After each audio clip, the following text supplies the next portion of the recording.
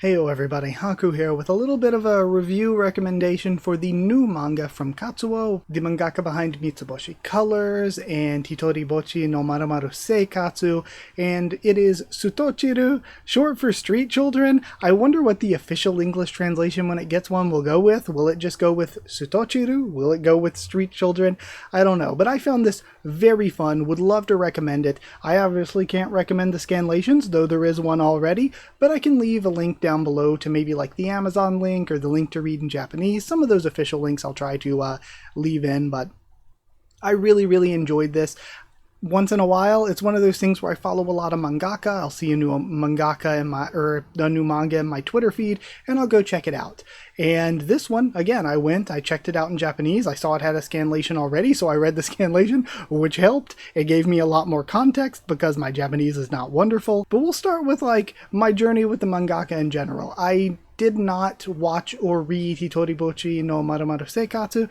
That is something, or I don't even know if I'm getting the title correct.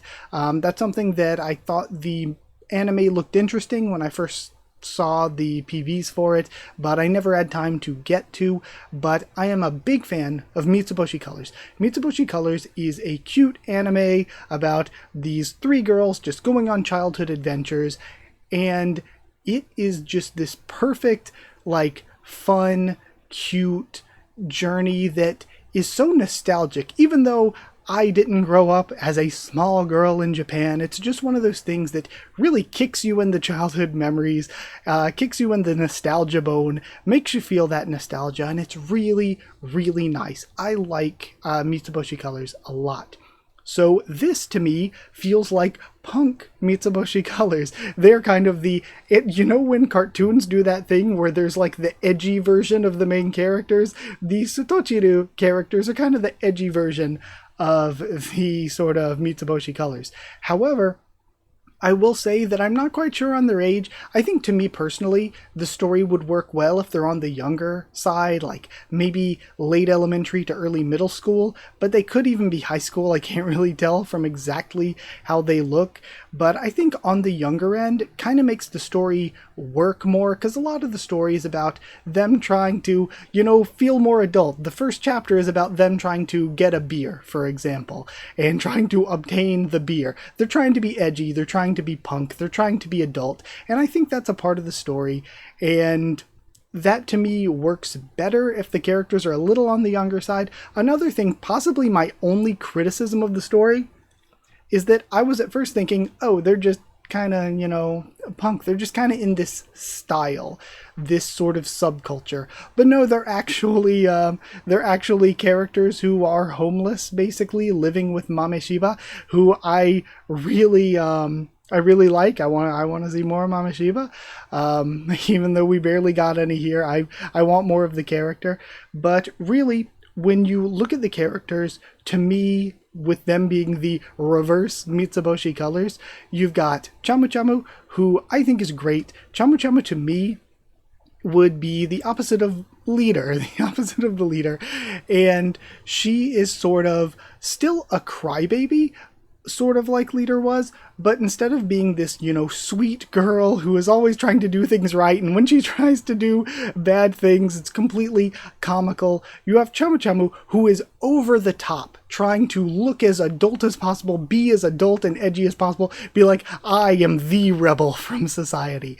And I think that that's super cute. She is kind of the instigator here, rather than the person who is holding them back. She is a bit more, I guess, of the Eddie of the Ed, Edd n Eddy trio. I guess that would make Stella the double D, and I guess Ozaki's the Ed.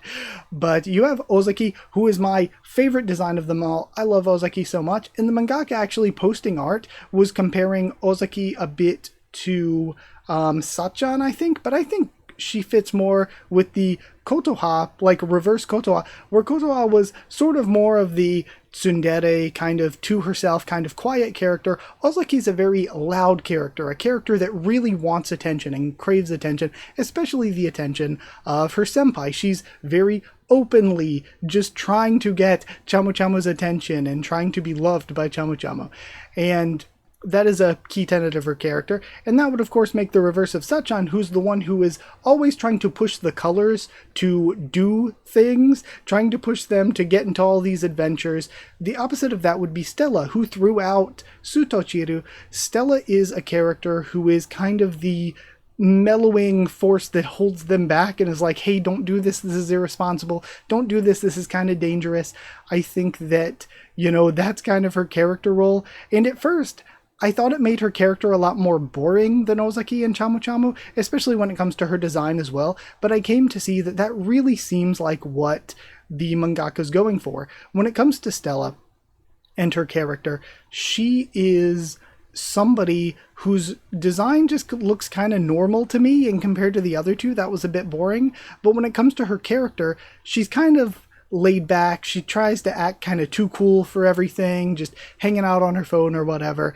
And it's like, of course, a character who acts like that would look like that. That design, the style, the fashion fits for a character who is acting above it, who doesn't care to be seen like that. And then of course Ozaki, who's a character who's really, really, really trying to be seen. I love the character designs here and how it fits into their character. She has all the piercings, the colorful hair. I absolutely love her. Ozaki's my favorite by a long shot.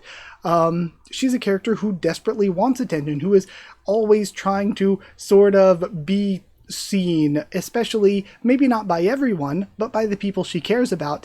And so her having all the piercings and colorful hair and everything, it makes total sense. And then for the sort of punk rock rebellious look, but also, the giant boobs and like outfit that's emphasizing her boobs and everything, I think that that's something that makes a lot of sense for Chamu Chamu's character, because she is somebody who's trying to look more adult. So of course, emphasizing her chest, wearing this sort of rebellious stuff. She's somebody who wants to look like a rebel. She wants to look like an adult. She wants people to take her seriously and feel like she's an adult. So she kind of puts those parts of herself out there more.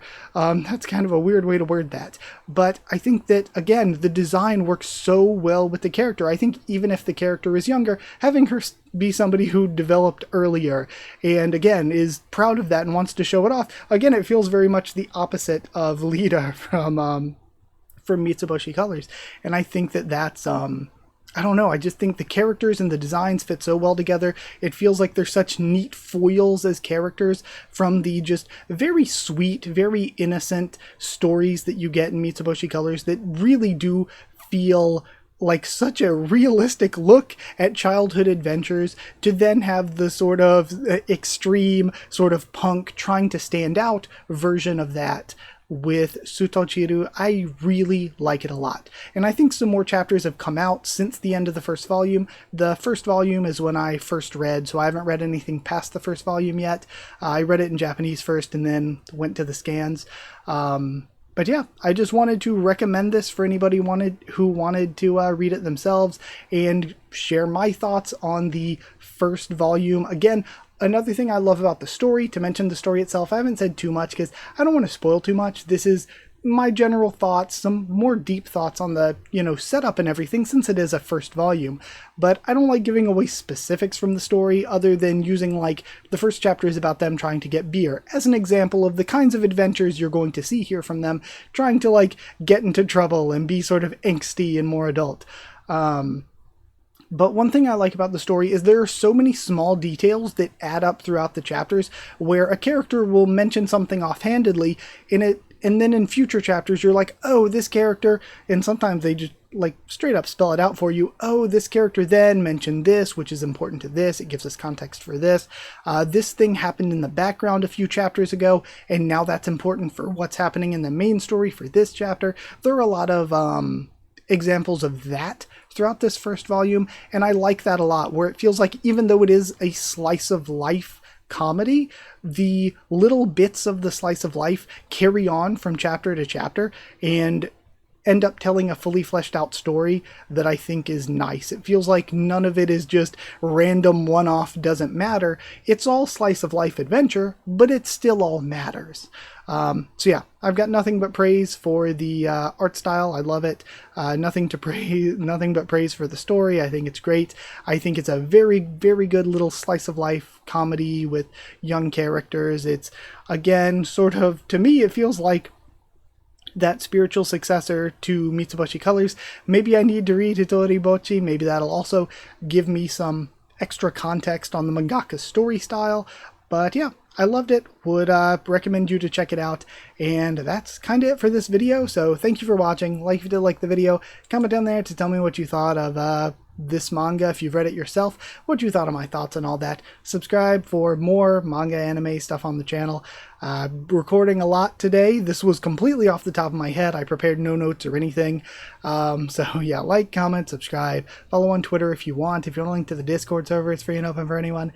If you'd like to help support the channel by sharing the video around to anyone you think might be interested, or by dropping a super thanks, that is appreciated. If you would like to help support the channel and also get One Piece videos a little bit early, I do One Piece bingo every week. If you want One Piece bingo early, and if you want to do get your name here at the end of videos, you can become a patron or channel member by hitting join down below to become a member, or going to patreon.com/HakuOfTheTubes, or a link will be in the description to become a patron. Thank you to people who are already patrons and members. Thank you to chosen regulars Evan Hawley and Bertie Wooster, Magical Girls, FR Nono, JA, and VD Van, Cheriton students, David Langstaff and Folded Ghoul, Slayer candidates, SG and Stan Cedar, and Pure Elements, Pate Ardial, and Elsa the Storyteller. Occasionally, I have to make sure I didn't miss anybody, because I kind of get into autopilot where I'm like, I think I remember everybody. But seriously, huge thank you to all of you for supporting. Huge thank you to all of you who stuck around and watched this, especially those of you who are new. Thank you, and I'll see you all next time.